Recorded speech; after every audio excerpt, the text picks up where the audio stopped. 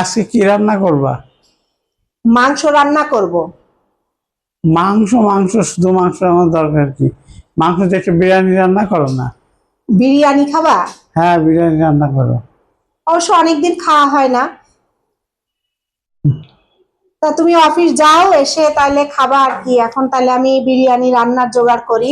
ঠিক আছে, তা বিরিয়ানি রান্না করো। আচ্ছা ঠিক আছে। বন্ধুরা, চিকেন দিয়েও যে এত সুন্দর কাচ্চি বিরিয়ানি করা যায় সেই রেসিপি আপনাদের সাথে আজকে শেয়ার করলাম। টক দই দিয়েছি, মাংসগুলো কিন্তু একটু বড় বড় পিস করে কেটেছি। তারপর আদা রসুন, ধনিয়া, জিরা, লাল মরিচ গুঁড়া এবং বাদাম, কিশমিশ আর পোস্তদানা বাটা সব উপকরণ আমি চিকেনের মধ্যে দিয়ে দিলাম। টমেটো সস দিলাম সামান্য। এবার ভালো করে ম্যারিনেট করে নিব। এইবার দিব বিরিয়ানির সিক্রেট মশলা, এটা আমার একটা সিক্রেট মশলা। তারপর লবণ দিলাম, দিয়ে খুব সুন্দর করে মাখিয়ে রাখলাম 1 ঘন্টা। ম্যারিনেট করা হয়ে গিয়েছে, পেঁয়াজ বেরেস্তা করে গোটা গরম মশলা দিয়ে এবার ম্যারিনেট করা চিকেনটা সুন্দর করে কষিয়ে রান্না করে নিব। এই যে তেল উঠে এসেছে, খুব সুন্দর করে রান্নাটা হয়ে গেছে। এবার আমি 1 কেজি চাল নিয়েছি, পোলাও চাল। আর 1 কেজি পোলাও চালে আমি 2 কেজির কম, অনেকটাই কম, 1.5 কেজির একটু বেশি পানি দিয়েছি আর লবণ দিয়েছি। দিয়ে ভাতটা একদম সুন্দর করে ঝরঝরা করে রান্না করে নিয়েছি। তারপরে একটা মিশ্রণ তৈরি করে নেব। নিয়েছি লিকুইড দুধ, ঘি আর একটু জাফরান আর কেওড়া জল। এগুলো দিয়ে সুন্দর একটা মিশ্রণ তৈরি করে রাখবো। এবার আমার চালটা একদম সিদ্ধ ঝরঝরা হয়ে গিয়েছে, কোনো পানি নেই।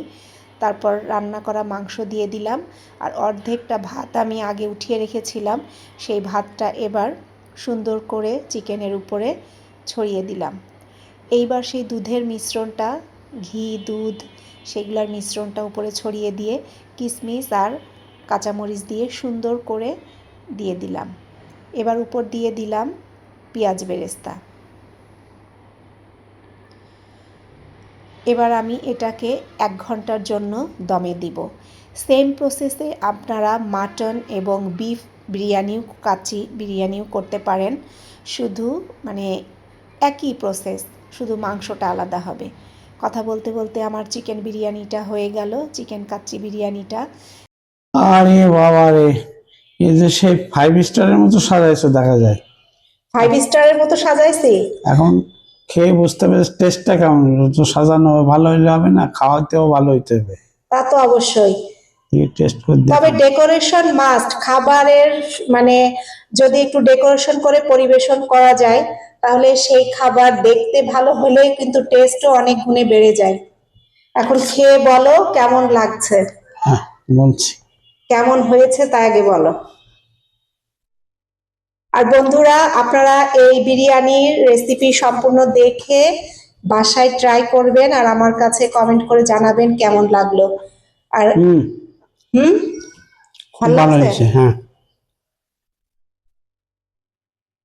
তো নাও, আর মাংস নাও নেবো আস্তে আস্তে। আস্তে আস্তে।